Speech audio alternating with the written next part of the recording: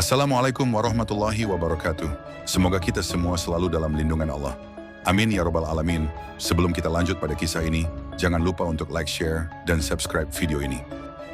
Rahasia yang terbuka sebelum terucap. Kisah karomah Syekh Khalil Bangkalan. Malam itu angin dari arah Laut Madura berhembus pelan, membawa aroma asin yang menenangkan. Di sebuah langgar sederhana di Bangkalan, lampu minyak bergoyang tertiup angin, memantulkan bayangan lembut di dinding bambu. Para santri duduk melingkar dengan penuh khidmat. Di tengah mereka, duduk sosok yang sangat mereka hormati, Syekh Khalil. Wajahnya tenang, sorot matanya dalam, seolah melihat lebih jauh dari apa yang tampak. Namun malam itu terasa berbeda. Di antara para santri, ada seorang tamu yang datang dari jauh. Pakaiannya rapi, tetapi wajahnya tampak gelisah. Ia adalah seorang pedagang dari luar Madura, yang selama berhari-hari melakukan perjalanan hanya untuk bertemu dengan Syekh Khalil. Ia duduk di sudut, diam, menunduk. Tangannya saling menggenggam erat. Seorang santri mendekatinya pelan. "Saudara, silakan maju jika ingin bertanya kepada Kiai," bisiknya. Namun tamu itu hanya menggeleng pelan. Belum saatnya," jawabnya lirih. Padahal di dalam hatinya, ia membawa beban yang sangat berat. Kegelisahan yang disembunyikan pedagang itu sebenarnya sedang menghadapi masalah besar. Usahanya hampir bangkrut.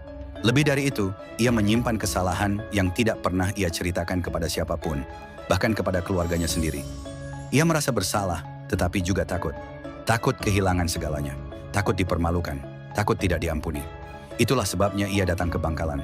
Ia mendengar bahwa Syekh Khalil bukan hanya seorang ulama, tetapi juga seorang wali yang dekat dengan Allah. Namun ketika sudah berada di hadapan beliau, lidahnya keluh, tatapan yang menembus hati Syekh Khalil yang sejak tadi diam, perlahan mengangkat kepalanya.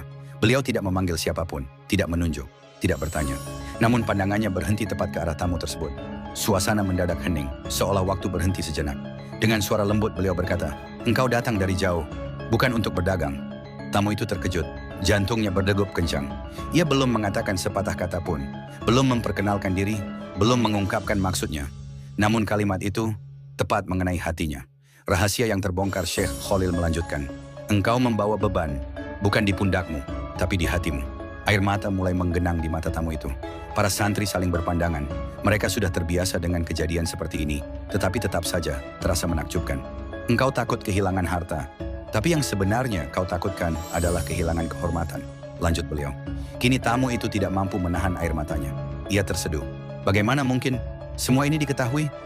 Belum sempat ia berbicara, Syekh Khalil kembali berkata, "Dan kesalahan yang kau sembunyikan lebih berat dari yang kau kira. Tapi rahmat Allah jauh lebih luas dari itu."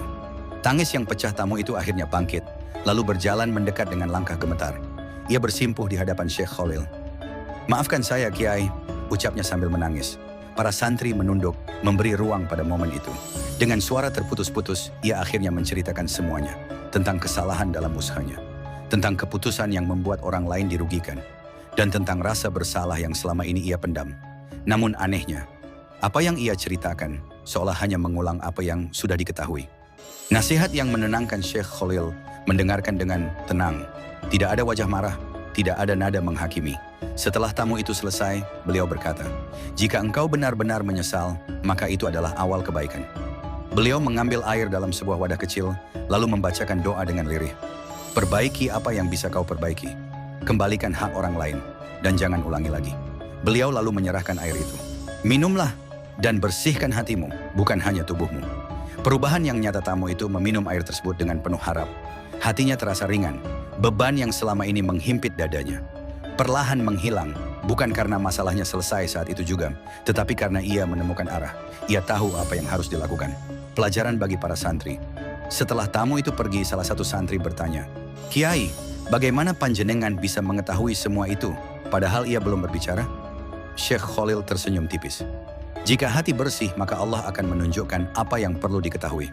Beliau menatap para santri satu persatu. Bukan untuk merasa hebat, tapi untuk menolong. Kisah itu tersebar luas. Bukan karena keajaibannya semata, tetapi karena pelajaran di dalamnya.